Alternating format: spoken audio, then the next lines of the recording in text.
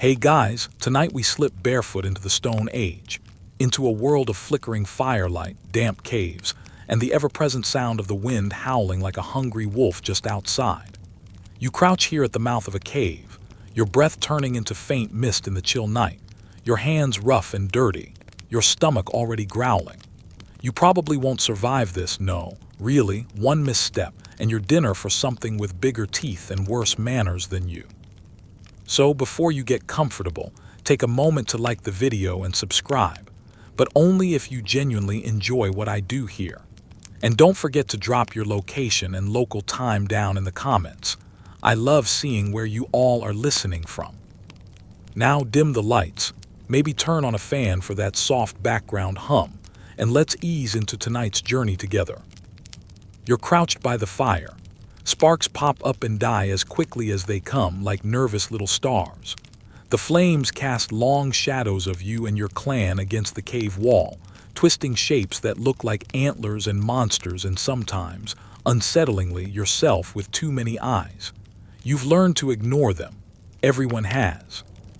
The ground beneath you is packed earth, hard and cold enough that your knees ache just from sitting. Outside is black. A kind of black you've never seen in the modern world. No streetlights, no cell phones glowing in your pocket, just stars and a sliver of a moon if the clouds feel generous tonight. And predators, always predators. Someone next to you, maybe a cousin, maybe not, family is flexible here, passes you a hunk of charred meat on a stick. The fat drips onto your fingers and you burn your tongue because you're too impatient to wait. It's chewy and smoky and slightly gamey, like beef that lost a fight with a skunk, but you smile anyway because everyone else does. Behind you, further back in the cave, the older ones murmur in low voices, their words bouncing weirdly off the stone walls. You don't know what they're saying, maybe telling stories about the hunt earlier, maybe arguing about whose turn it is to keep the fire alive tonight. One of them spits a wad of phlegm toward the shadows. This is home. A thin trail of smoke curls up toward the ceiling and escapes through a crack somewhere above. Your eyes sting. You pull your fur cloak tighter because the fire only warms the front of you, and your back still feels like ice. Overhead, a bat flits silently, and for just a second you forget about the cold. Then something outside growls low and deep. Everyone freezes. You grip a stone in your hand, not a very good weapon but better than nothing, and hold your breath. For a few moments nothing happens. Then the sound fades into the distance. Maybe it was a wolf, maybe not. Everyone pretends to relax, even though nobody actually does. The historical fact here is that Neanderthals and early Homo sapiens regularly shared caves with hyenas, cave lions, and bears, and not always by choice. A cave mouth wasn't yours unless you could hold it, and the smell of your clan didn't always deter the next set of sharp teeth that came sniffing around. And here's a quirky tidbit for you. Some prehistoric people used crocodile dung mixed with clay to purify the cave floor, keeping insects and bad spirits away. You wrinkle your nose thinking about that. Historians still argue whether these caves were truly permanent homes or just temporary shelters while people followed herds and seasons. You don't care. For tonight, it's shelter enough. Somewhere nearby, a child whimpers in her sleep, and an older woman pats her on the back absent-mindedly. The child doesn't wake. You shift uncomfortably on the hard ground and realize your hip has gone numb. No one sleeps well here, not really. You kind of doze in intervals, always one ear open. You can hear the wind outside now, sighing through the trees, and the faint crackle of the fire as it eats the last of the wood. You sneak another glance toward the entrance just to make sure nothing's waiting. You wonder what's out there tonight. Maybe a saber-toothed cat is slinking through the brush, or a giant cave bear is lumbering nearby, its breath fogging in the air just like yours. Or maybe nothing. Maybe the forest is empty except for ghosts and owls. You don't know which would be worse. One of the older men, the one with a scar running all the way across his cheek, finally gets up and throws another log on the fire. The sparks flare so bright that for a second you squint, blinking away tears. He mutters something about how you should have collected more wood before dark. Everyone avoids his gaze. A few of the younger boys start a quiet game with stones, tapping them against each other to make rhythms. It's kind of hypnotic, actually. You lean back, closing your eyes for a moment, feeling the warmth of the fire creep up your legs. Outside, something screams in the distance. A rabbit, a fox, something unlucky anyway. Nobody even looks up anymore. The smoke in the cave is thicker now, and you can feel it in your lungs. It makes you cough quietly into your hand so you don't disturb anyone. You wonder how anyone sleeps through this. You watch the fire, mesmerized by how the embers shift and glow, little rivers of orange that turn black as they cool. And you imagine, just for a second, what it would be like to step outside and run into the forest, leaving the cave behind. The wind would tear at you. Your feet would freeze, but you'd be alone under 1,000 stars. Then the wind gusts harder outside, and you remember the growl from earlier. You decide to stay put. By the time your eyes start to really feel heavy, the cave is quiet except for the popping fire and the steady breathing of those already asleep. The scarred man glances at you and jerks his chin toward the embers, a silent reminder to keep it alive. You grab the stick and push the logs closer, sparks spraying up like tiny fireflies. And so you sit there, staring at the shadows dancing across the walls, listening to the silence between the crackles of fire. Another night in the Stone Age. You wake up with a stiff neck, a mouth dry as dust, and the faint sensation that you've been flattened by a herd of mammoths. Morning in the clan isn't exactly peaceful. Someone's already poking at the embers, coaxing the fire back to life, and the smell of smoke and damp fur clings to everything, your cloak, your hair, even the back of your throat. Your eyes flutter open just in time to see a faint gray light trickling into the cave, barely enough to see by. No birds chirping, it's too cold for them this early, just the low murmur of voices and the soft shuffle of feet. The stone floor beneath you is still bitterly cold, and your hip protests as you roll over. You're pretty sure you're still lying on a rock you didn't notice last night. Around you, the clan is already starting its strange, chaotic dance of the day. People shift and grunt and step over one another without much ceremony. No one bothers saying good morning. There isn't even a word for that yet. They just sort of grunt in your direction if you make eye contact, which is about as friendly as it gets. The fire flares suddenly as someone tosses on a few more twigs, and everyone hunches toward it like moths. Your stomach growls loudly enough that the boy next to you, probably your cousin or something, though no one keeps track that precisely, snorts in amusement. You glare at him but don't bother saying anything. As the smoke thickens again, you notice the little girl from last night is already awake, sitting cross-legged with her fingers in her mouth, watching the firelight dance on the walls. Someone, her mother, you think, drops a handful of leaves into her lap and mutters something, and she starts chewing absent-mindedly. A few of the others are heading outside already, bracing themselves against the icy dawn air. You can hear the crunch of their feet in the frost as they fan out into the undergrowth. You know you'll have to follow soon. One historical fact about mornings in the Stone Age: they started early. When daylight was limited and survival depended on every waking moment, there wasn't much point lying around unless you were sick or injured. Archaeologists have even found evidence of makeshift daylight clocks, piles of rocks aligned with the rising sun, to keep track of when it was time to move. You sit up and stretch, rubbing the sleep from your eyes, and catch sight of the scarred man from last night sitting cross-legged near the fire, sharpening a long piece of bone with his flint knife. He notices you watching and raises an eyebrow as though daring you to comment. You don't.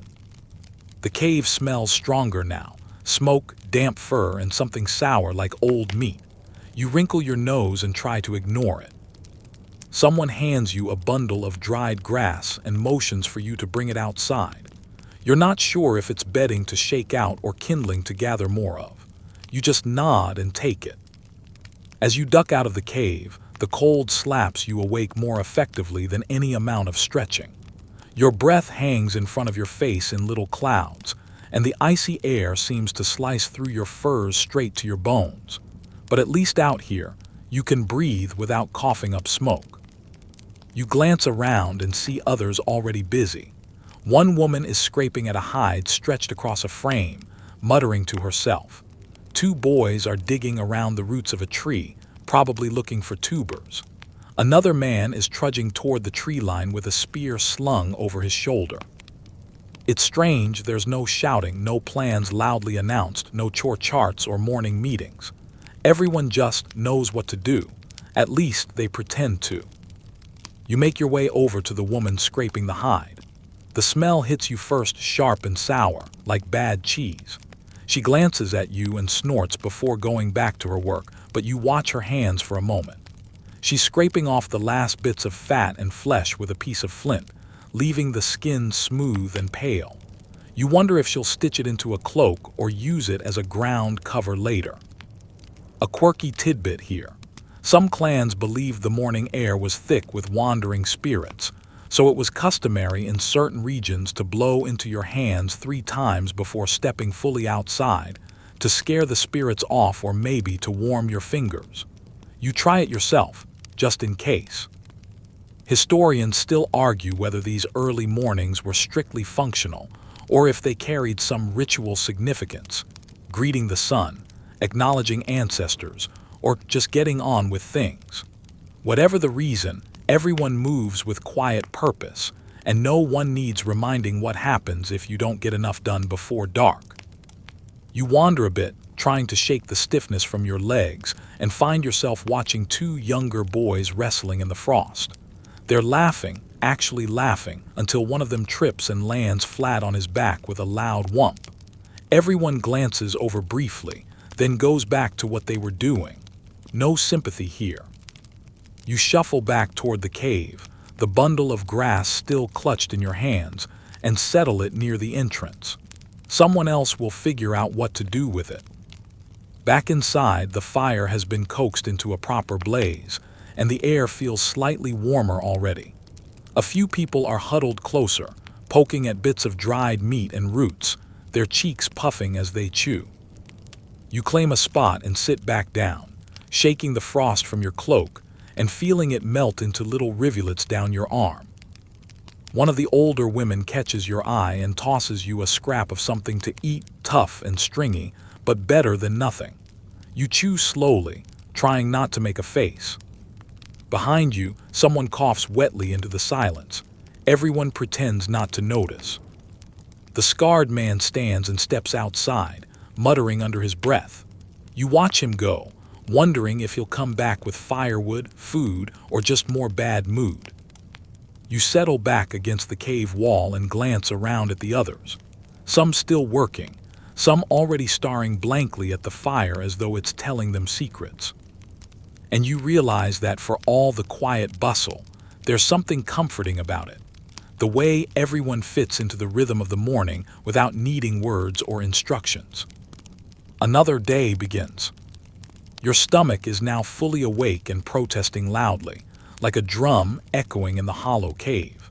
It's time to find breakfast, though you'll quickly learn it's not as simple as opening a fridge and grabbing a yogurt. You rise, brushing bits of grit and fur off your legs, and step outside again into the frosty air.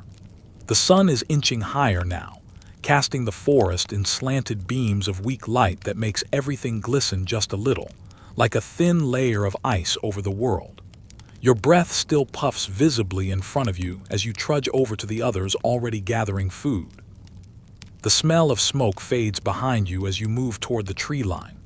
Ahead, a small group is bent over, picking through the underbrush, tugging at roots, peeling bark, cracking open nuts with stones.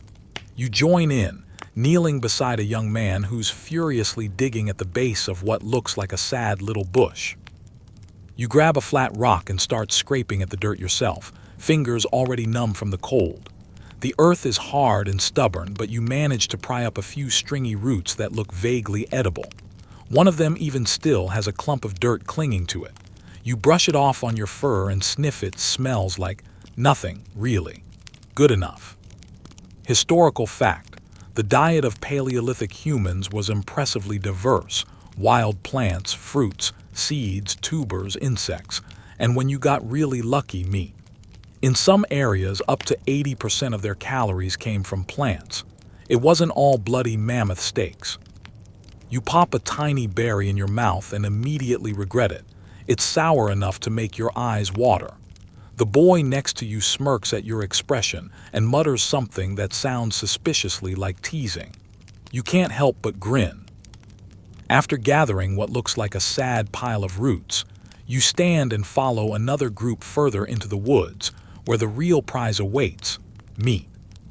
A pair of hunters are already crouched in the brush, stone-tipped spears at the ready, eyes locked on a cluster of rabbits nibbling at frost-bitten grass ahead. You freeze, trying not to breathe too loudly. One of the men signals to you with a flick of his fingers, then gestures toward a rock.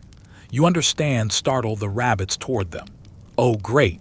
Your role is essentially moving target assistant. You creep around, stepping carefully over fallen branches, then, at his nod, you lunge forward, waving your arms and shouting. The rabbits bolt. The hunters hurl their spears, one striking true, pinning a rabbit to the ground. The others scatter into the underbrush before you can even register what happened. You jog over, heart pounding. The hunter retrieves the rabbit, blood already staining its fur, and hands it to you like a prize. It's still warm in your hands. You try not to think about that part. A quirky tidbit for you. Some groups believe that eating certain animals could transfer their strength or speed to you, which might explain why one of the hunters whispers something reverent to the rabbit before slinging it over his shoulder. Historians still argue whether small game hunts like this were just practice for bigger prey or a crucial survival tactic on their own. But for you, right now, it feels like a victory. On the way back to the cave, you chew on a handful of roasted nuts someone shares with you, their smoky bitterness settling on your tongue. Your teeth ache from all the chewing already. You've learned quickly that Paleolithic meals involve a lot of gnawing, tearing, and cracking. Nobody here has perfect teeth, and it's clear why. By the time you return, others have brought in more food, armfuls of greens, a few more rabbits, even what looks like a half-eaten fish. You dump your pile of roots on the communal heap and wipe your hands on your cloak. Someone's already started skinning the rabbit you helped catch. You watch as they slice carefully along the belly, peeling the skin back like they've done it 100 times, which they probably have. The meat is placed near the fire to cook, while the fur is set aside for later use. Your stomach growls again. The smell of cooking meat fills the cave, mingling with the usual smoke and sweat. Everyone gathers closer, some already plucking at the roots and berries, others waiting impatiently for the meat to finish. It takes a while, long enough for you to lose feeling in your toes, but eventually someone hands you a chunk of steaming rabbit. You tear into it greedily, burning your fingers but not caring. It's tough and stringy, but oh, it tastes like heaven. You even catch yourself licking the grease off your hands. The boy next to you does the same, and you both share a sheepish grin. You glance at the others. A woman gnawing on a rib bone, a child chewing on what looks like half a nut, the scarred man ripping into a haunch like it owes him money. Everyone seems content in their own gruff way. Outside, the sun has climbed higher now, and the air is a little less biting. You can hear birds chirping faintly, and somewhere in the distance, the low bellow of some enormous animal reminds you that the world out there is still very much alive. The meal winds down slowly. People lean back against the walls, wiping greasy hands on their furs, picking bits of meat from their teeth with slivers of bone. Someone tosses a few leftovers to a scraggly dog-like creature lurking near the entrance, and it slinks away, tail wagging. One of the older women starts humming softly to herself as she gathers the bones, setting them aside for tools or ornaments. You watch her hands, nimble and quick despite the cold, and wonder how many thousands of mornings like this she's seen. And finally, you let yourself relax a little. Your stomach's full, or at least less empty, and the world outside seems just a little less menacing when you have something warm in your belly. Still, you can't help but wonder what comes next. Your hands are still greasy from breakfast when someone shoves a flint shard and a chunk of wood into your lap. You blink at it, confused, until the scarred man crouches next to you and makes a sharp chipping motion with his own hands like, "Get to it already." So you start. You hold the flint awkwardly and try to chip at the edge of the wood the way you've seen others do. But instead of producing anything impressive, you end up showering yourself with splinters. The man sighs audibly and squats down to show you. He grips the flint between thick, calloused fingers and strikes it with quick, confident taps. Each blow shears off a thin, shiny sliver, until what was just a lump of stone begins to look like a leaf-shaped blade, sharp, symmetrical, and almost beautiful. He tosses it to you, and you nearly drop it. You turn it over in your hands, amazed by how keen the edge feels against your thumb. Then he points at the pile of rocks next to you and walks off. Clearly, you're supposed to keep practicing. One of the clan's women settles next to you and silently begins shaping her own piece of flint, her hands much faster and steadier than yours. You try not to watch too obviously, but her rhythm is hypnotic: tap, chip, rotate, tap, chip, rotate. It's hard work. After just a few minutes, your fingers are numb, your palms ache, and your lap is full of useless shards. You pick one up and throw it at the cave wall in frustration. It bounces off harmlessly and clatters to the floor. Historical fact: some of the oldest tools ever found, more than 2 million years old, are called Alduin choppers. They're simple, just flakes knocked off a core rock, but effective enough to butcher animals and split bones. You glance over at the scarred man again, who's now whittling a long spear shaft while muttering to himself. You try to copy his technique, but your stick keeps splitting unevenly. The woman next to you finally speaks softly without looking up. She points to your awkward blade and mutters something. It sounds almost like a joke, and then she shows you how to hold the flint properly. Thumb braced, knuckles tight, strike at an angle, not straight on. You try again. This time, a decent flake comes off, and she grunts in approval before moving on. Here's a quirky little tidbit. Some archaeologists believe prehistoric people actually sang while they worked flint, keeping time with the rhythm of their strikes. Not for magic, just because it kept the pace steady and made the long hours more bearable. You decide to hum under your breath. Doesn't help much, but at least it makes you feel less ridiculous. After what feels like hours, you finally manage a blade that doesn't look like a sad potato chip. You hold it up proudly and promptly drop it on your foot. Everyone nearby chuckles softly but doesn't stop working. Historians still argue whether tool-making was mostly done by men, women, or both. Some evidence suggests women may have actually produced finer, more precise blades, maybe because they had smaller, steadier hands or just more patience. Your hands, unfortunately, are now covered in tiny cuts, and your knuckles ache like you've been boxing mammoths. You set your flint aside and watch as others begin attaching finished blades to wooden shafts with long strips of sinew.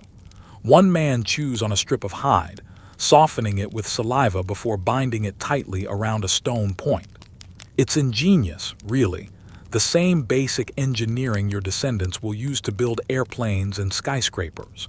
Well, eventually. Outside, you hear a loud crack, maybe a tree falling, maybe someone practicing with a spear, and everyone inside pauses for a moment, listening. Then they go right back to work. On the far side of the cave, a boy no older than 8 is using a bone awl to punch holes in a scrap of hide. You watch him for a minute and notice he's already better at it than you. Typical. You pick up another chunk of flint, test its weight, and start chipping again. Slowly, you begin to find the rhythm: tap, chip, rotate, and you even catch yourself smirking when a shard comes off cleanly. After a while, your lap is full of sharp flakes, some better than others. The scarred man ambles over, picks one up, squints at it, then grunts what might almost be approval before walking away again. Progress. You flex your sore fingers and blow the stone dust off your legs. Around you, the others are finishing up their morning's work. Blades are being bundled into leather rolls, spears leaned against the wall, broken tools tossed into a growing pile near the entrance. A young girl walks past carrying a basket of bone needles and sinew thread. You realize there's a whole other world of tools here you haven't even touched yet. Delicate fish hooks carved from antler, needles as fine as your pinky nail, polished hand axes that could double as mirrors if you squint hard enough. You rub your sore thumbs and lean back against the cave wall, watching the others wrap up. You feel a tiny flicker of pride in your pathetic little pile of blades. They're ugly, sure, but they're yours. One of the women who'd been quietly stitching a fur cloak glances up and smirks at your handiwork. Then she holds up her own blade, perfectly thin, perfectly symmetrical, and gives you a mock bow before turning back to her work. You roll your eyes but smile anyway. Just then the scarred man calls out sharply, and everyone looks up. He's holding a spear and pointing toward the cave mouth. Looks like it's time to put these tools to the test. You're barely finished nursing your sore thumbs when the scarred man thrusts a spear into your hands and gestures toward the cave mouth. Great. The moment you've been dreading has arrived. The hunt. You follow him outside, the cold air biting at your cheeks as the clan gathers into a loose group. Some carry spears. Others have long poles tipped with sharpened bones. A few hold nothing but rocks, which doesn't feel encouraging. Your breath fogs in the morning chill, and every nerve in your body is awake now, buzzing with something between fear and excitement. You clutch the spear tight and try to ignore the fact that the point is already stained dark from whoever used it last.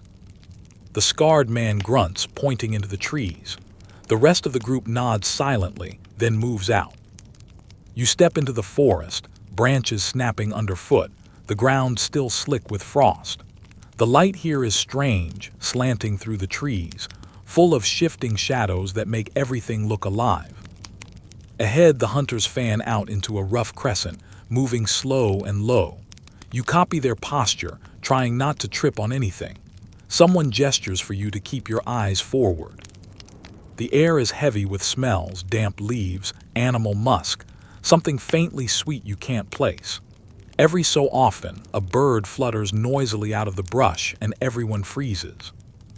And then you see it. Up ahead, grazing lazily near a stand of trees, a reindeer, massive with thick fur and wide antlers, pawing at the ground for something to eat. Your heart hammers in your chest. One historical fact: large game hunting during the Stone Age was a deadly team sport. Prehistoric humans worked together to drive animals into traps, pits, or natural choke points. Hunting alone was almost always suicide. The scarred man crouches and signals with his hand, forward slowly. You inch closer, spear raised, the weight of it awkward in your hands. The others are closing in too, fanning around the animal like a silent storm. Then, with a sudden yell, one of the hunters charges. Everything erupts.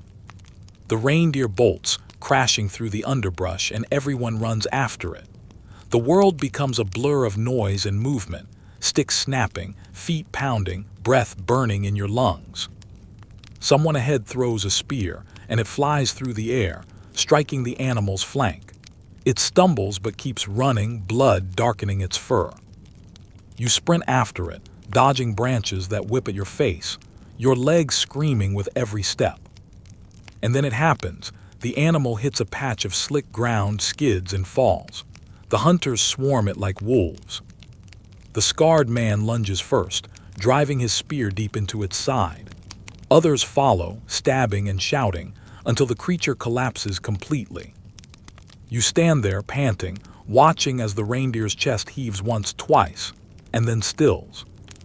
You realize you've been gripping your spear, so tightly your knuckles are white.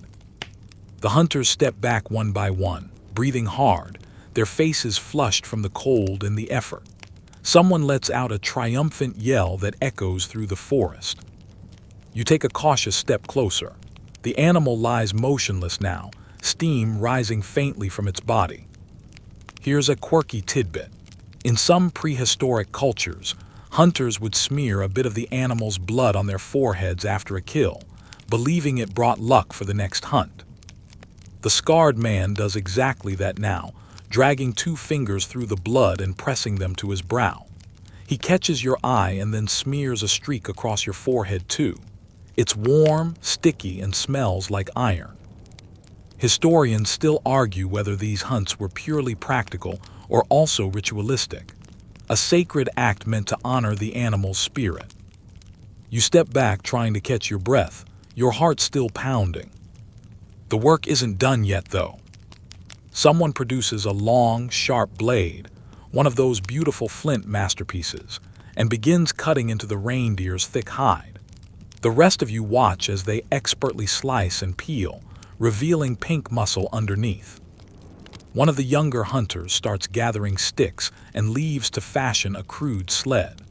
The older woman from the cave arrives with a coil of sinew rope to help drag the carcass home.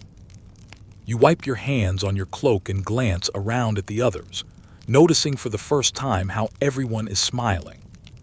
They're laughing, actually, quiet but genuine.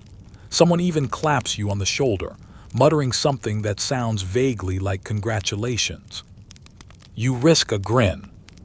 As the group begins to haul the animal back through the trees, you take one last look at the clearing where it fell.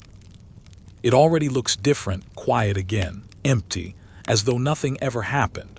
Only the dark patch of blood on the ground remains, soaking slowly into the earth. You follow the others back toward the cave, the sled bumping behind you, the sound of chatter and laughter filling the crisp morning air. Back at the cave, everyone gathers around as the hunters arrive. The smell of blood and fur is strong now, filling the space. The reindeer is laid out near the fire, and people begin slicing off chunks of meat to roast while others set aside pieces for drying or storing. The scarred man catches your eye, then tosses you a chunk of raw fat with a smirk. You hold it awkwardly, unsure what to do, until someone else plucks it from your hands and pops it straight into their mouth with a grin. Guess you'll get there eventually. The mood in the cave feels lighter now. There's food for today, and maybe even tomorrow. People sit closer to one another, trading quiet jokes and stories you can't quite make out. And for the first time, you notice the firelight on the cave walls doesn't look quite so sinister tonight. You lean back against the cool stone and let the sounds of laughter and crackling fire wash over you. One more hunt survived. The smell of roasted meat still lingers in the cave when someone places a flat, cool stone into your hands.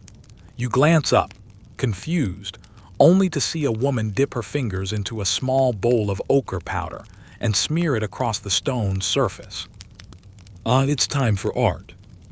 You watch her squat in front of the wall, her fingers moving deftly as she sketches the outline of an animal, a great horned beast, maybe a bison, using nothing more than ground ochre and a bit of spit. The glow of the fire dances across the walls, making the painted animals seem alive, like they're running just beyond reach. You kneel beside her, stone still in your hands, and hesitate. The scarred man passes behind you, muttering something that sounds suspiciously like, "Don't make it ugly," though you can't be sure. You dip your fingers into the pigment and it's cool and gritty, sticking under your nails. Tentatively, you drag your fingertip across the stone, leaving a rusty red line in your wake. Not bad. Historical fact: the earliest cave paintings we know of are more than 40,000 years old, found in places like Lascaux in France and even earlier ones in Indonesia. They often feature animals, horses, mammoths, aurochs, and occasionally human handprints, which you notice now are sprinkled all over your own cave's walls. Someone beside you blows pigment through a hollow reed onto the wall, leaving behind a crisp hand stencil. You try it yourself, pressing your hand flat and blowing the ochre over it. When you lift your hand away, your print glows faintly in the firelight. You can't help but smile. The little girl from earlier toddles over and presses her palm against the wall too, giggling when she sees her tiny print next to yours. The others keep working, filling the cave walls with images, some realistic, some strange and abstract. One man draws a long, winding line through a herd of painted reindeer, as though they're being driven into a trap. Here's a quirky tidbit. Some archaeologists believe certain dots and zigzags in cave art could be the earliest known attempts at a lunar calendar, tracking the cycles of the moon or seasons. You step back to admire the work, your hands stained red now. Historians still argue whether these paintings were purely decorative, spiritual rituals, or even early storytelling tools.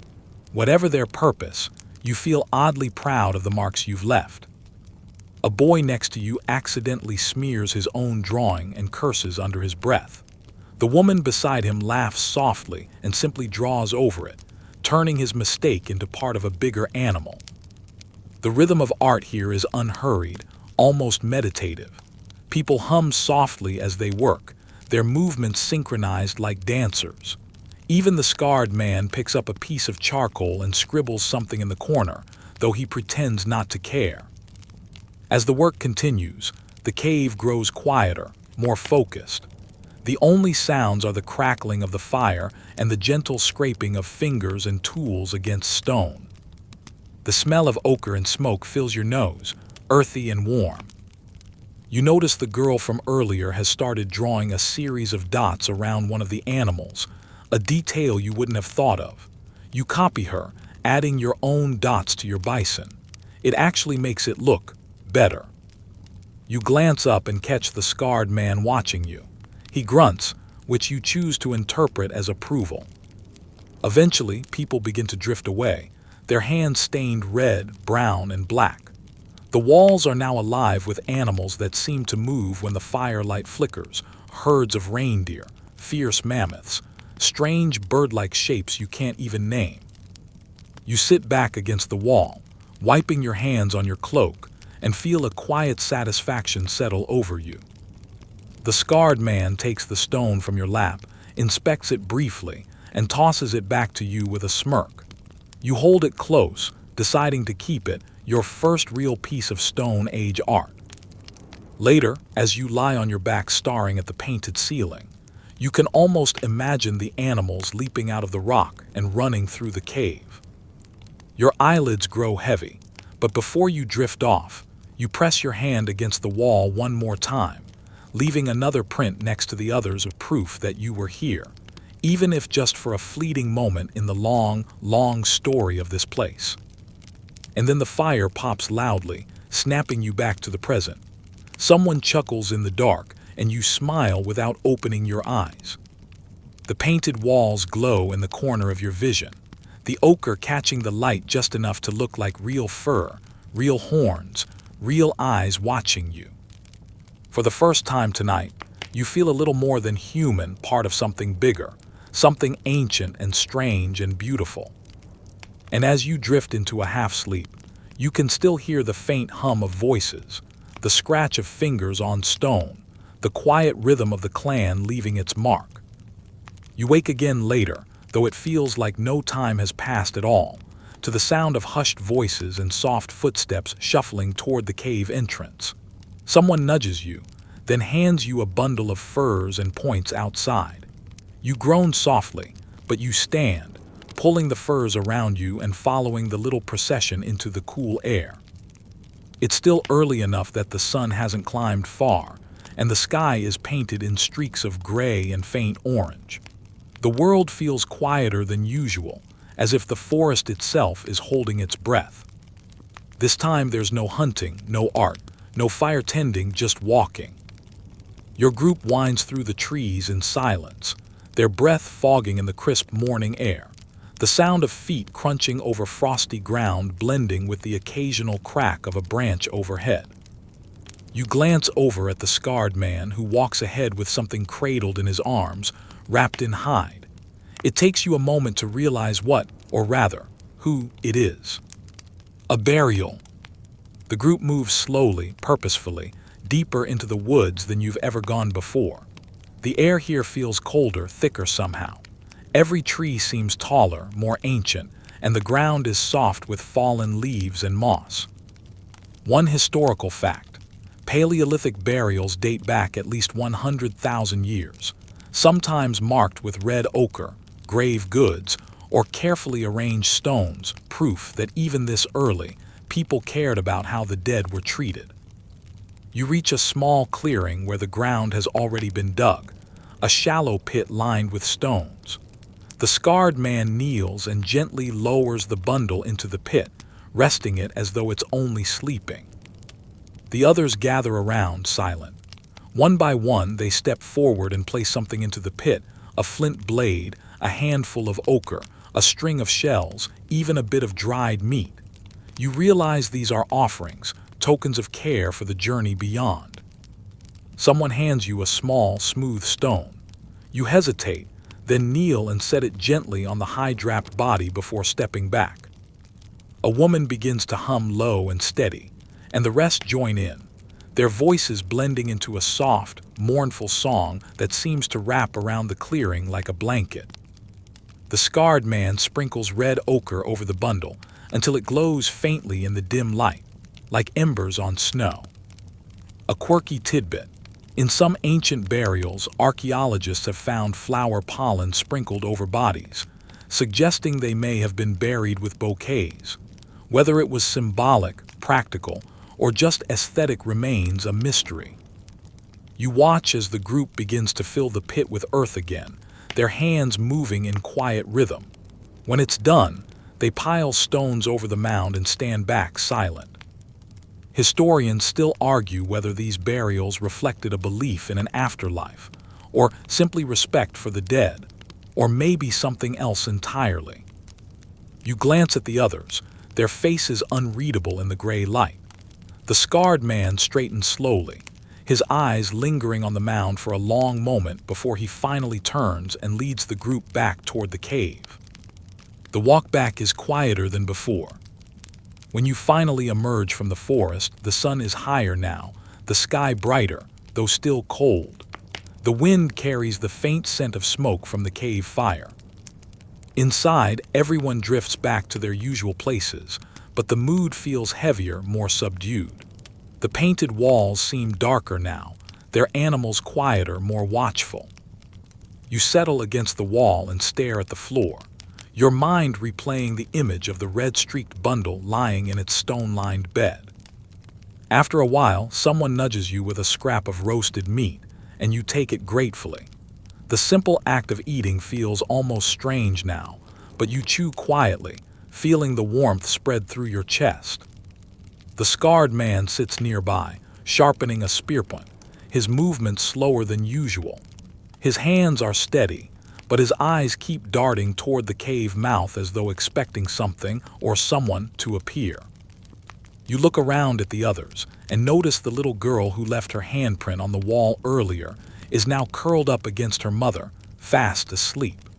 The boy who smirked at you when you botched your first blade is quietly tying sinew around a shaft. Life continues. Later, you find yourself back outside, standing near the edge of the clearing, watching the forest sway gently in the wind. The mound is invisible from here, hidden by trees, but you can still feel its presence, like a quiet weight in the earth. You pick up a small stone, turn it over in your fingers, and wonder if anyone will ever find it thousands of years from now, wondering who you were and what you were thinking. The thought makes you smile faintly, though you can't say why.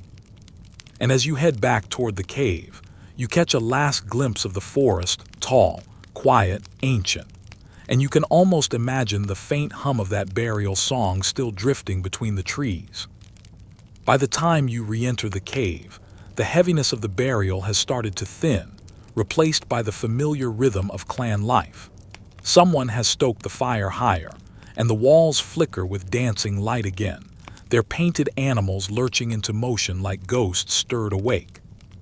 The scarred man drops his finished spear against the wall and gives you a look part challenge, part invitation before slipping back outside. A few others follow him, and instinctively, you do too. This time, though, there's no prey to chase and no tools to craft.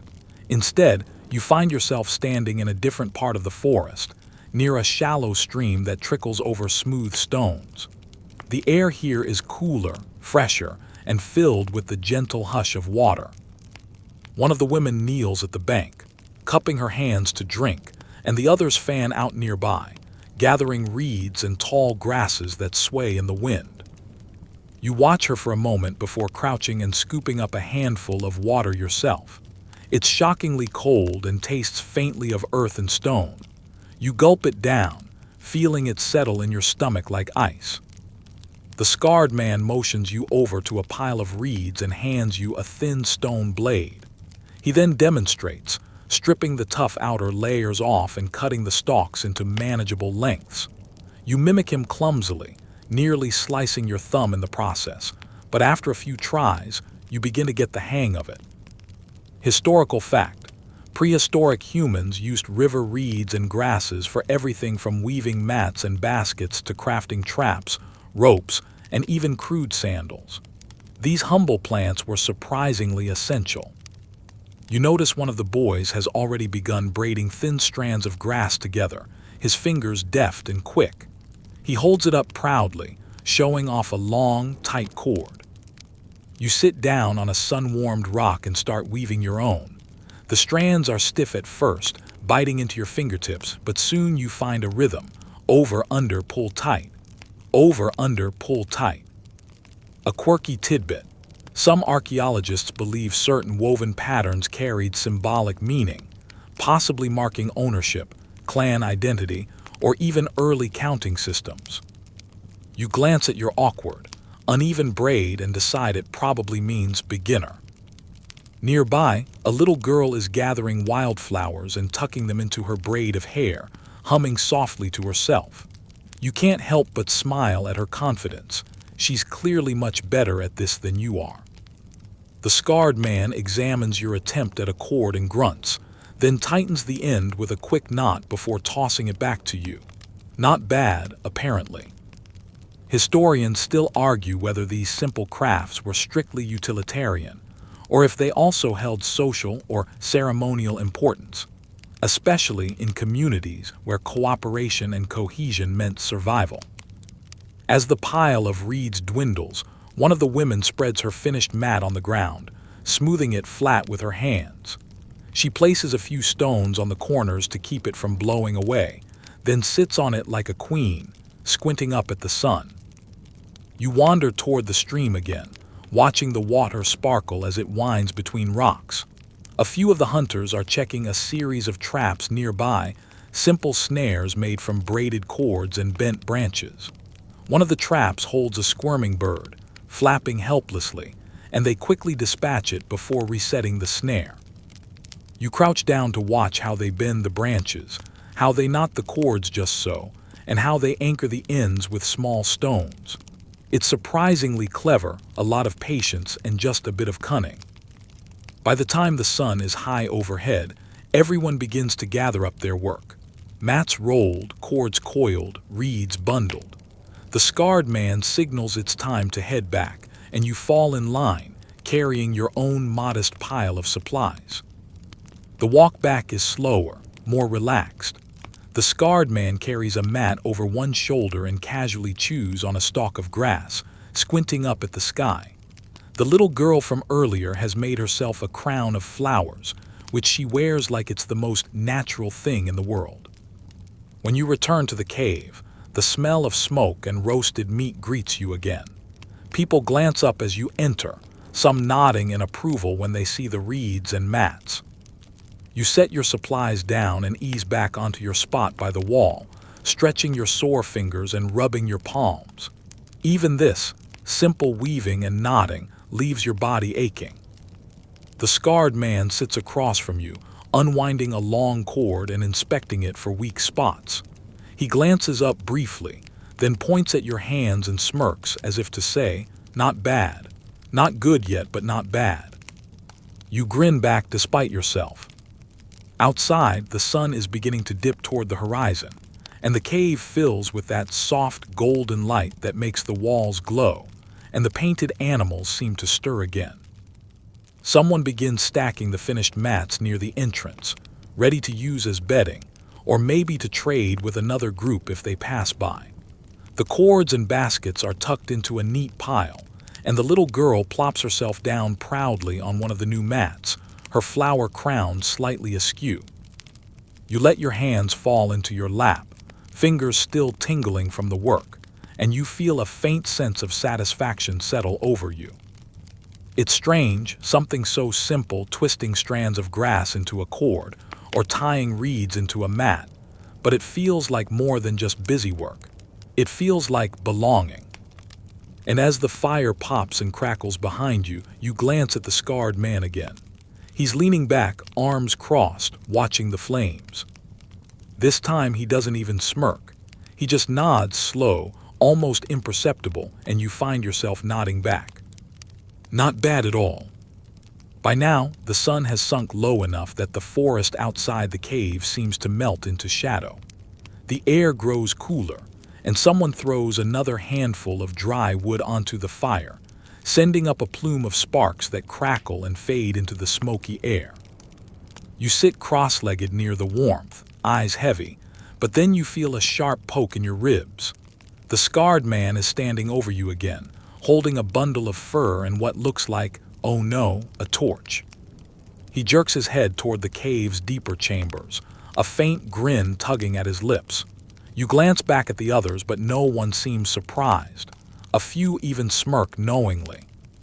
So you stand, stretching your legs, and follow him toward the dark mouth of a tunnel that yawns at the back of the cave.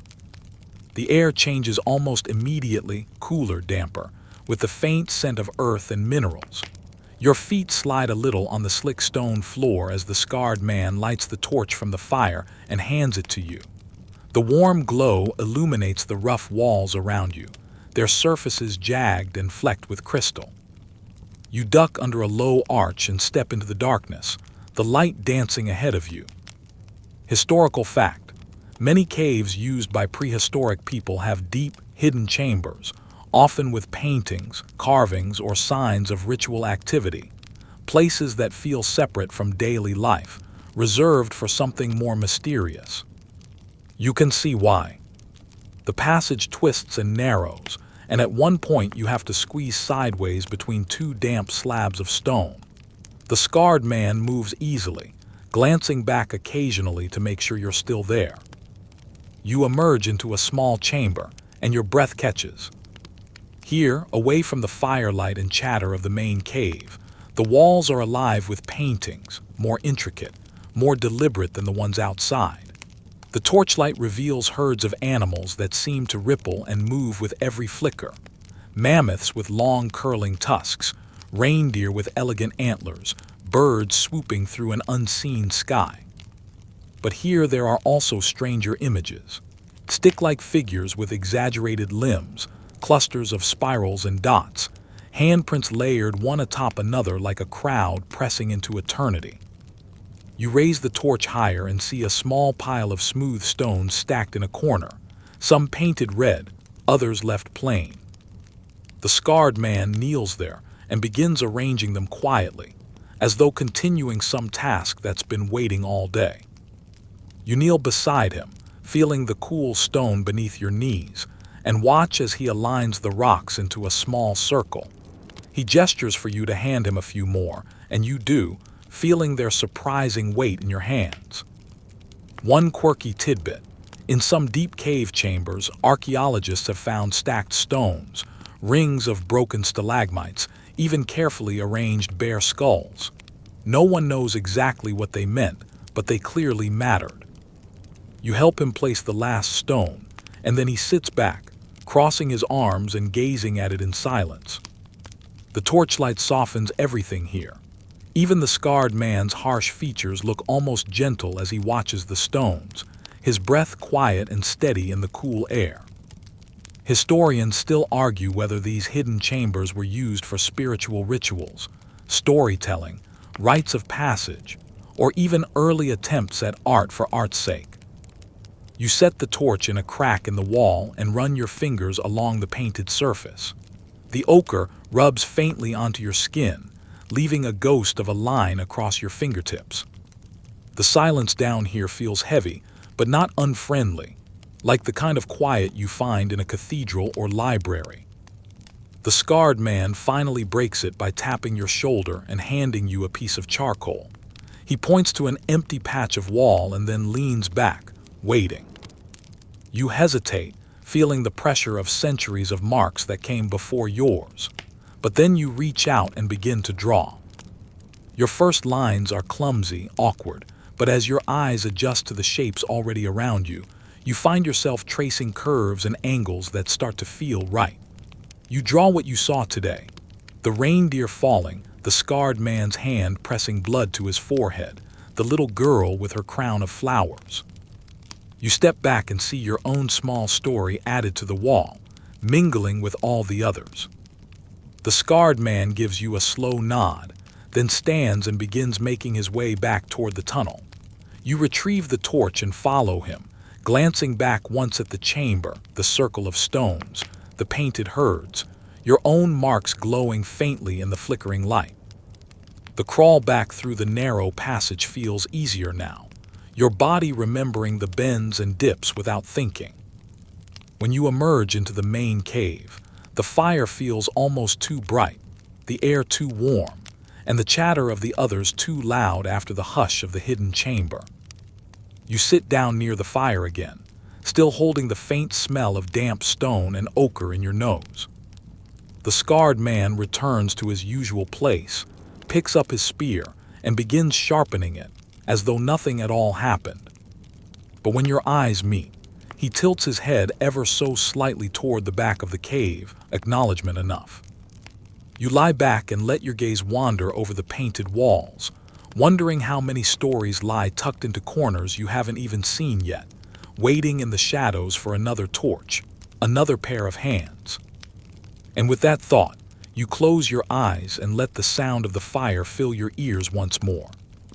When you wake the next morning, the cave is still dim, the fire nothing more than a faint bed of embers. A few people are already stirring.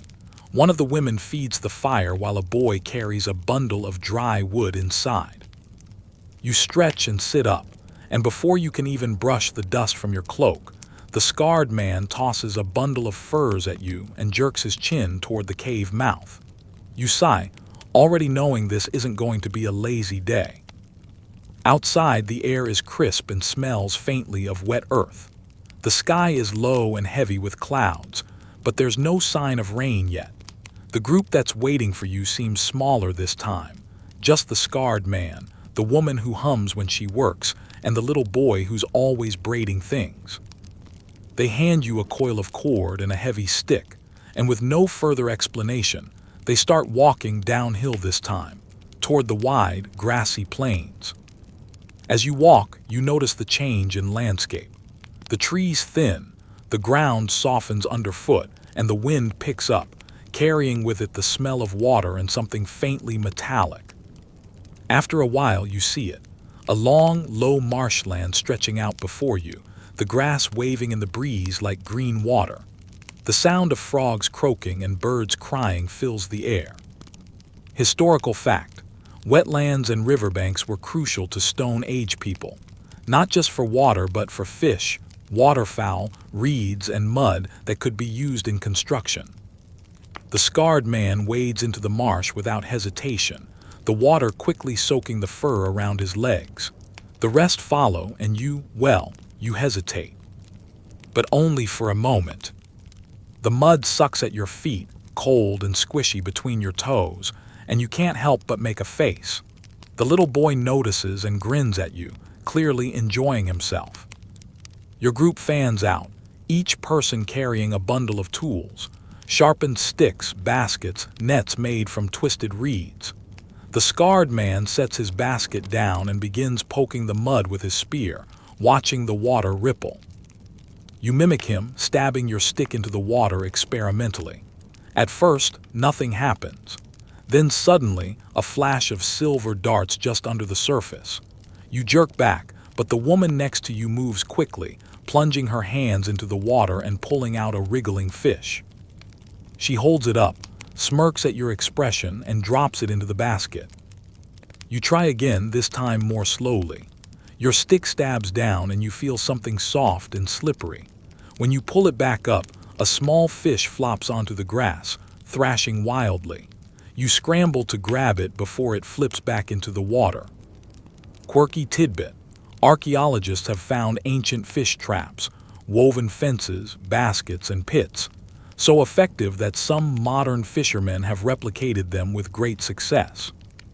Nearby, the boy sets up a net between two stakes, letting the water flow through it. The woman begins filling a basket with water plants, plucking roots and stems that you're told can be eaten or woven into mats. The scarred man, meanwhile, has speared 2 more fish and is now crouched, watching the water intently, as though listening to it whisper secrets. You find your own rhythm: spear, scoop, drop, reset, and soon your basket holds a modest catch. Historians still argue whether fishing and gathering were considered less prestigious than hunting, or if these steady, reliable tasks were actually the backbone of survival. After a while, the scarred man signals to move upriver. The mud gives way to firmer ground, and you come to a small pond ringed with reeds and cattails. Here, he shows you how to dig into the soft earth at the water's edge to find fat, squirming grubs. He pops one straight into his mouth before offering you another. You stare at it for a moment, then, figuring you've already eaten worse, you chew and swallow. It's surprisingly nutty. You help gather a few more handfuls, adding them to the basket. Above you, a flock of birds takes off suddenly, their wings flashing white against the dull sky. For a moment, everything goes quiet, except for the gentle lapping of water against the shore. The woman begins humming again, low and steady, and the boy joins her as he braids another length of cord. When the baskets are full, fish glinting silver, roots and reeds spilling over the sides, the scarred man stands and starts back toward the cave without a word. You follow, the baskets cutting into your palms as you trudge up the slope. The mud cakes and cracks on your legs and reeds cling to your furs, but somehow you feel lighter. When you reach the cave, the others glance up at your wet, muddy crew. Someone whistles softly at the sight of the full baskets. The fish are quickly cleaned and skewered over the fire, while the roots and greens are added to a simmering pot that smells surprisingly good. You sit down, finally able to rest, and watch as the little boy carefully hangs the net to dry, and the woman lays the reeds in neat bundles near the entrance. The scarred man sits cross-legged by the fire, hands resting on his knees, and for the first time today, he actually smiles, faint but unmistakable. You lean back against the cool stone wall and close your eyes, the sounds of the marsh still echoing in your mind. The rush of water, the cry of birds, the hum of the woman's voice as she worked. And as you drift, you feel your body relaxing into the rhythm of it all like the current of the stream, carrying you along whether you're ready or not. When you wake again, it's dark outside, but the cave is alive with movement. This time it isn't the quiet, deliberate rhythm of hunting or crafting. It's louder, warmer, full of laughter and strange music you can feel in your chest. The scarred man is already standing by the fire, tossing more wood onto the flames. Sparks leap toward the ceiling, and the shadows of the painted animals on the walls seem to leap with them. Someone presses a shallow drum into your hands, little more than stretched hide over a wooden frame, and gives you an encouraging nod. You sit up straighter, confused but curious, and notice that everyone seems more animated tonight. Faces are painted in stripes of red and black ochre, hair tied back, flower crowns and strings of shells clinking faintly as people move around you. You're witnessing what passes for a Stone Age party. The scarred man suddenly stomps his foot hard against the ground, and everyone freezes.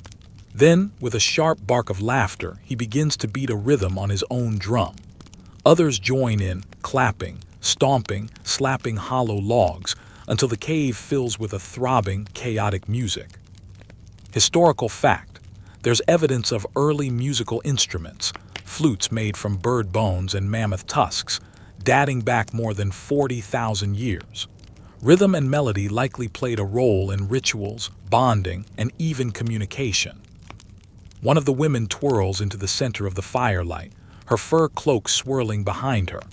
Then another joins, and soon the air is full of stomping feet and swinging arms. Someone leans down and smears a black stripe across your cheek, before yanking you to your feet and pushing you into the circle. You freeze, then the scarred man catches your eye, snorts, and keeps drumming. Fine, you stomp once, twice, find the beat, and before you know it, you're moving along with everyone else, sweat beginning to bead on your forehead. The boy from the marsh runs past you, shaking a bundle of shells that clatter and rattle like rain.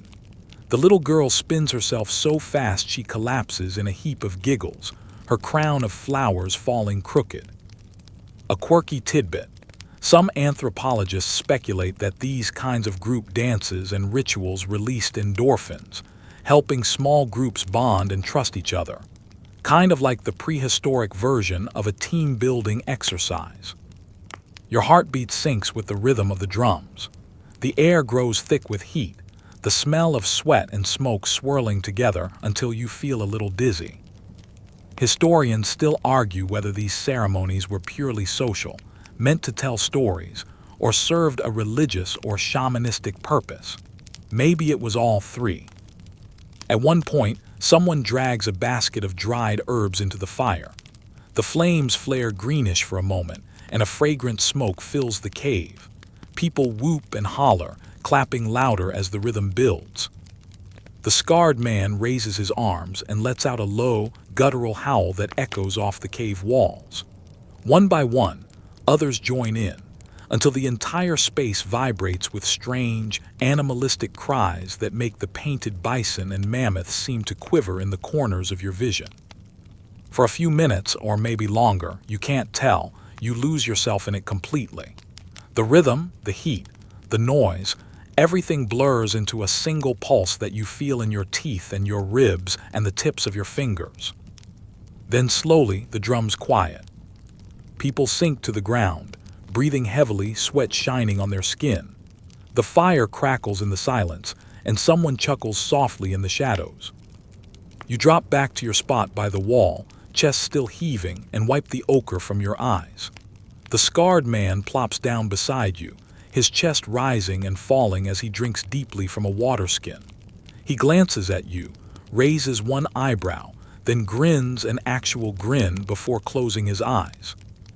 Others begin lying down on the fresh mats laid out earlier. The little girl curls up near the fire with her mother, still clutching her shell rattle. You lean your head back and watch the shadows settle, the painted animals now calm again, the faint scent of those herbs still clinging to the air. Your hands still tingle from drumming. Your ears still ring faintly from the howling chorus. But there's a strange comfort in it, as though some invisible line between you and everyone else has been erased tonight, replaced by this shared heat and sound. The scarred man shifts slightly and mutters something. You catch just one word, and though you don't understand the rest, you know it means you did fine. You close your eyes and let your breath slow, the echo of drums fading into the quiet hum of the cave. And somewhere in the shadows, you can almost swear one of the painted reindeer winks at you before settling back into stillness. The next morning, you're awakened not by a nudge or a glare from the scarred man, but by the sharp smell of smoke, different from the usual hearth fire. You sit up groggily and realize the light in the cave has changed. Instead of the warm gold of dawn, the entrance is flooded with a strange gray haze. People are already gathering their cloaks and spears. Some hurry outside, their voices hushed but urgent. You follow, rubbing your eyes, and step into the cool air. The sky is low and thick with clouds, but the haze doesn't come from above. It's crawling along the ground in wisps, and it smells faintly of burning grass and something bitter. The scarred man is already out there, squinting into the wind, his spear planted in the earth beside him. Without looking at you, he jerks his head toward the hills beyond the clearing. It doesn't take long to see what everyone else sees. In the distance, across the plains, a long, wavering line of dark smoke rises into the air. Something is burning and moving. You catch your breath as a faint rumble reaches your ears. At first, you think it's thunder, but then you see them, a massive herd of animals, dark and rippling, their hooves churning the ground into dust. A stampede. Historical fact: prehistoric humans used controlled fires and coordinated drives to herd large animals, like bison, horses, or mammoths, toward cliffs, traps, or enclosures, taking advantage of their panic and momentum. The scarred man hands you a burning torch and points toward the edge of the clearing where a row of dry grass has already been piled. Others are lining up, ready to light it.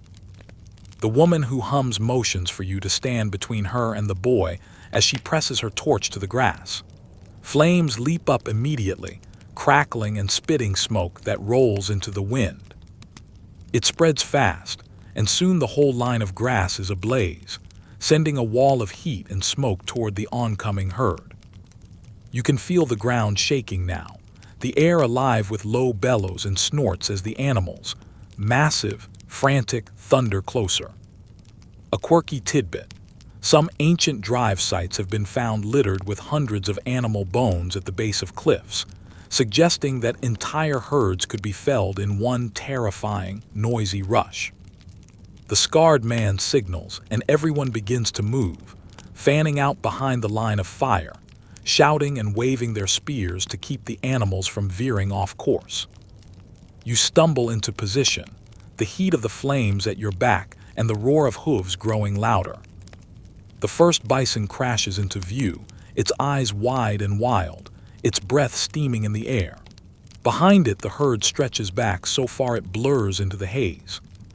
You grip your spear tightly, though your hands are slick with sweat, and try to keep pace with the others as they close the gap, channeling the animals toward a rocky gully that waits like a trap just beyond the clearing. Historians still argue whether these hunts were meticulously planned well in advance or chaotic improvisations born of opportunity. Either way, it's clear they required nerve, timing, and no small amount of luck. You yell you're not sure what just sound, and wave your arms as one of the bison veers dangerously close to the line. It snorts, then swerves back into the press of bodies. The thunder of hooves is deafening now, the smell of smoke and sweat and fear thick in your nose. And then, in a flash, the first animals plunge over the edge of the gully, disappearing into a cloud of dust. The herd follows, driven by the momentum of thousands of pounding feet. You edge closer and peer down to see a chaos of bodies below, some already still, others struggling to rise. The scarred man climbs down first, leaping into the dust and stabbing a fallen animal through the neck with quick, practiced movements. Others follow, moving swiftly through the wreckage, finishing what the fall began. You hesitate, then clamber down after them, coughing as the dust stings your throat. There's no time to feel sorry for the animals. The clan moves efficiently, working in pairs to cut and drag the bodies into piles. Some of the younger ones begin hacking off strips of meat and stacking them into baskets. You join in, awkward at first but learning fast, slicing through hide, feeling the heat of the animal even as its breath fades. A quiet moment comes as the last of the herd passes and the dust begins to settle. You stand there, hands red, staring at the sheer number of animals lying in the gully. It's hard not to feel a little stunned. The scarred man catches your eye, then wipes his knife clean on his cloak before slinging a basket of meat over his shoulder. He looks exhausted but satisfied. You follow him back up to the plain, glancing back once at the gully below. The smoke is already thinning, revealing the shapes of the animals, a strange, tragic mosaic of survival and necessity. As you reach the cave again, the others are already lighting more fires, readying stones for cooking and laying out hides to dry. Someone tosses you a hunk of roasted meat, still hot, and you bite into it without thinking, the taste rich and smoky. The scarred man sits down nearby and simply mutters, "Not bad," before closing his eyes and resting his head against the wall. You sit cross-legged by the fire, the weight of the day sinking into your bones, and let yourself breathe again. And though the smell of smoke still clings to you, and your hands ache, you can't help but feel a quiet pride settling in your chest, the kind that only comes after you've helped bring down something bigger than yourself. By the next day, the entire cave smells like meat and smoke and hide. Everyone is busy scraping skins, cutting fat into strips, stacking bones, but it's calmer now, less frantic. The stampede is over, the herd has fallen, and what's left is simply work. You're handed a scraping stone and pointed toward a pile of bison hides. The scarred man sits a few feet away, already working, his movements steady and unhurried. He glances at you once, just to make sure you're paying attention, then keeps scraping. You kneel beside the pile and get to it. The hide is heavy, stiff with dried blood, and the smell is strong enough to make your eyes water. You dig the edge of the stone into the flesh side, pulling off long curls of fat and sinew. Historical fact: properly cleaned and stretched, animal hides became everything: clothing, shelter, bedding, even water bags. Without them, survival through harsh winters would have been impossible. The scarred man gestures for you to prop your hide over a bent branch and stretch it tighter. The sound it makes, a kind of hollow, rhythmic creak, fills the quiet between the scraping stones and the occasional low murmur of conversation. A little girl runs past you giggling, her arms draped in a strip of fur far too big for her. Someone laughs and shoos her back toward her mother. Next to you, the boy who braids things is already making progress, his hide stretched taut between two wooden stakes. He catches your eye and smirks, then flicks a bit of sinew at you for good measure. You retaliate by tossing a scrap of hide back at him. He ducks, grinning. A quirky tidbit: in some prehistoric burials, archaeologists have found decorated leather garments, etched, dyed, or fringed, which suggests clothing was not just practical, but also a way to express identity and maybe even status. After a while, your shoulders begin to ache from the motion. The scraping stone digs into your palm, leaving a raw spot, but the scarred man just grunts and hands you a strip of fur to wrap around your hand. You nod your thanks and keep going. Historians still argue whether tanning methods, using smoke, fat, or even brains, were passed down deliberately or discovered by accident and refined through trial and error. Either way, the end result was soft, pliable leather that lasted for years. By mid-afternoon, you've worked your way through 3 hides. The scarred man inspects each of them silently, turning them this way and that before tossing them onto the clean pile with a faint nod. When the pile is finally gone, everyone begins to stack the finished hides neatly and carry them to a ledge at the back of the cave where they can dry out completely. You help haul them, the weight of each one pulling at your arms, the smell of smoke and fat clinging to your hair. Later, the scarred man shows you how to cut thin strips of sinew and twist them into cord. He demonstrates how to use a sharp bone awl to poke holes in the edge of a hide, then thread the cord through to lace 2 pieces together. You try it yourself, fumbling with the stiff leather until the boy leans over and whispers something that makes the scarred man chuckle. You have no idea what he said, but you're pretty sure it wasn't flattering. Still, by the time the sun begins to set, you've stitched 2 rough pieces of hide into something that almost resembles a cloak. You drape it over your shoulders and immediately feel warmer, heavier, somehow more prepared for whatever the world outside the cave decides to throw at you next. The scarred man raises an eyebrow, then gives a little grunt of approval. As the fire is stoked for the evening meal, everyone begins to settle back into their usual spots. The boy ties his finished cords into neat coils. The little girl, still wearing her too big fur, has fallen asleep against her mother's side. You stretch your sore shoulders and sit down, resting your new cloak in your lap, feeling the weight of it, the smell of smoke and earth still clinging to the fibers. The scarred man leans back against the wall, arms crossed over his chest, eyes half closed. For a while no one speaks. The cave hums with the quiet rhythm of scraping, stitching, and the soft crackle of fire.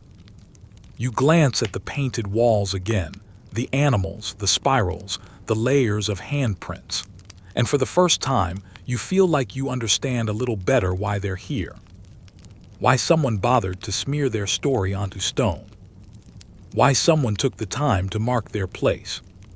Because even after the herds scatter, after the fires die down, after the hides are stacked and forgotten, something of you remains. You run your thumb absent-mindedly over the stitches in your cloak, and when you catch the scarred man watching you from across the fire, you nod, just slightly. This time he doesn't nod back. Instead, he closes his eyes, and for the first time, you swear you see the corners of his mouth tilt upward, just enough to count. And that feels like a victory. When dawn breaks, it's colder than usual. You wake to find the fire nothing more than faint gray ashes and a thin crust of frost clinging to the grass outside. Breath curls from every mouth like little clouds as people rouse themselves, shivering into their cloaks and shaking out their stiff limbs. You're not given time to ease into the day. Before you can even rub the sleep from your eyes, someone presses a heavy stone hammer into your hand and points toward the edge of the forest, where a few others are already gathered. You follow, cloak tight around your shoulders, and soon find yourself at the base of a rocky slope. The scarred man is there too, crouched low and inspecting the ground, his fingers tracing lines in the dirt. When he looks up, he jerks his head toward the hill climb. So you climb. At the top, the wind bites at your face and carries with it the faint tang of stone and dust. You find yourself standing in front of a large outcrop, its surface veined with streaks of darker rock. The others are already at work striking, chipping, prying loose pieces of flint and quartz. Historical fact: flint knapping, the art of shaping stone into sharp-edged tools, is one of the oldest human skills, practiced for hundreds of thousands of years. The scarred man selects a likely-looking stone and sits, crossing his legs. He cradles the chunk in one hand and with a smaller hammerstone strikes it just so. The outer layer flakes off in a clean, shimmering shard. He hands it to you to inspect, and you can't help but marvel at how sharp it feels, even through your calloused fingers. You sit down and start hammering clumsily at your own piece. At first, nothing happens. Then the stone splits awkwardly, sending fragments skittering into the dust. The boy who braids things smirks at you, shaking his head. But you keep trying. And after a while, you find a rhythm. You start to understand how to read the stone, where it wants to split, how to angle the hammerstone to coax it apart without shattering it. One quirky tidbit: some flint knapping sites from the Stone Age contain enormous piles of discarded flakes, suggesting that ancient humans spent days, even weeks, perfecting just a few good blades. The scarred man occasionally checks your work, grunts approvingly if a flake is especially clean, or snorts and tosses it aside if it's not. By mid-morning, your fingers ache and your lap is filled with sharp, gleaming shards. You've managed to shape one into something almost resembling the scarred man. Not perfect, but at least it has an edge. Historians still argue whether these tools were made entirely by the person who used them, or whether certain skilled individuals, specialist knappers, crafted blades and points for the whole group. The scarred man gestures toward another task, grinding grooves into one of the larger stones. He shows you how to hold the flake at just the right angle and drag it across the rock until the edge sharpens even further. It's slow work but satisfying. You begin to understand why the others treat their stones with such quiet reverence. Each flake carries the promise of a hunt, a fire, a meal. The boy finishes before you and begins shaping his flake into a delicate point. The woman who hums is already halfway down the hill, inspecting a pile of finished tools, wrapping them in hide to carry back. You keep at it, and when you finally hold up your first serviceable blade sharp, even with just the right curve, the scarred man takes it, examines it closely, and then tucks it into his belt without a word. Somehow, that feels better than a compliment. Once everyone has enough, you begin the trek back to the cave. The boy skips ahead, carrying his bundle proudly. The scarred man keeps pace behind you, his eyes scanning the horizon. By the time you reach the cave, the others are already busy preparing another meal. Smoke curls lazily from the fire, and someone is singing softly, a different tune this time, slower, almost sleepy. You sit down, laying the rest of your stones carefully at your feet. Your hands are dusty, your fingertips nicked, but the weight of the tools in your lap feels good, real. The scarred man takes a seat nearby, rubbing his own hands clean. For a long while, no one speaks. The only sounds are the crackle of fire, the soft brushing of hide on stone, the faint crunch of someone chewing. You glance around at the others, the little girl spinning in her too big fur again, the boy showing his finished point to anyone who will look, the woman humming as she works. And you realize you've stopped feeling like an outsider. You watch as the scarred man picks up the blade you made and holds it against the firelight, testing its edge with his thumb. Then he tucks it into a bundle with the others, ready to use when the time comes. You lean back, letting the weight of the day press you into the cool stone wall, and let your eyelids drift half shut. The shadows on the walls seem to shift again, painted reindeer lowering their heads, bison tossing their horns, spirals unwinding like smoke. And for just a moment, you imagine the cave is alive, holding all these little stories inside it. Yours included. That night the air outside is colder still, the kind of cold that cuts through even your thickest cloak. You're not sure what time it is when the scarred man taps you on the shoulder and points toward the cave entrance, but everyone else is asleep, their breaths rising in soft white plumes in the dark. You wrap your cloak tighter and follow him out. The sky above is clear now, scattered with stars so bright they seem almost close enough to touch. The moon hangs low, a pale, silent witness to whatever it is you're being dragged into this time. You half expect a hunt or more work, another chore to earn your keep. But instead, the scarred man simply sits at the edge of the clearing, on a flat stone, and pats the ground beside him. You sit. For a long time, neither of you speaks. The forest in the distance whispers quietly to itself, and the wind moves through the grass with a soft, restless hush. Finally, the scarred man reaches down and pulls something from the pouch at his side. A small, smooth stone, carved with shallow lines that spiral inward. He sets it in your palm without explanation and leans back, gazing up at the stars. Historical fact: some of the oldest artifacts ever discovered are small, carved stones or bones with no obvious function, thought by some to be tokens, charms, or the earliest forms of symbolic art. You turn the stone over in your hand, feeling the cool grooves against your skin, and glance at him questioningly.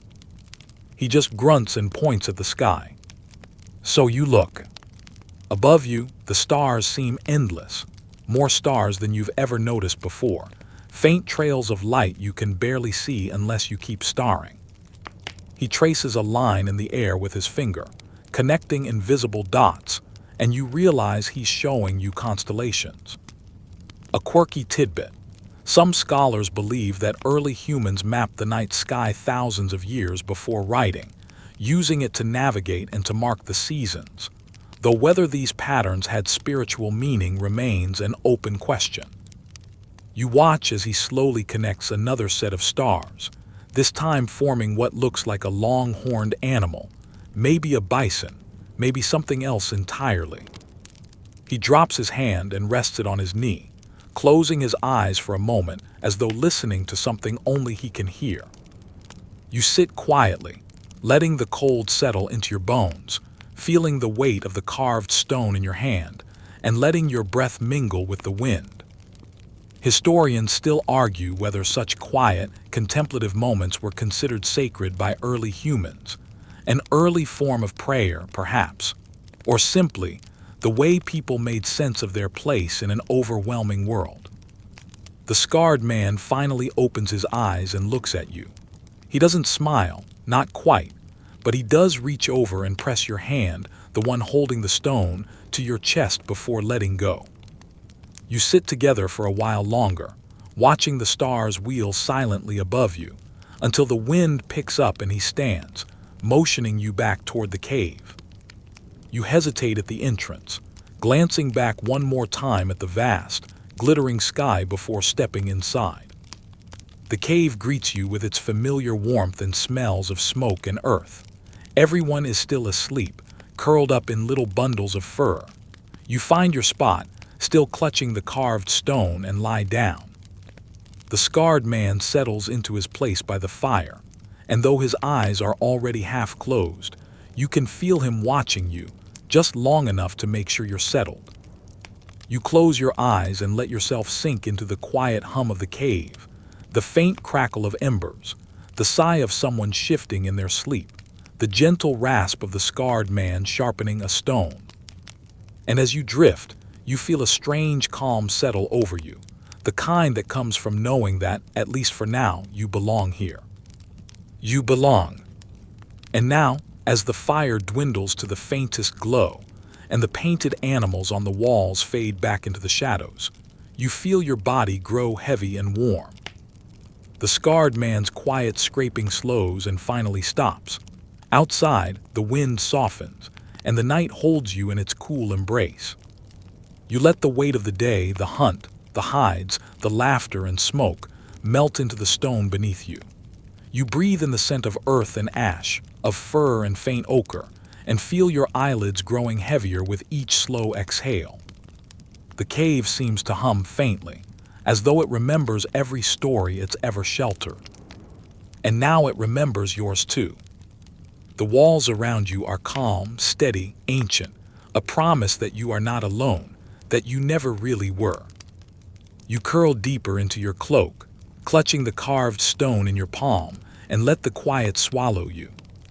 The painted reindeer and bison seem to watch over you as your breath slows. The night outside keeps watch, and the stars wheel silently above.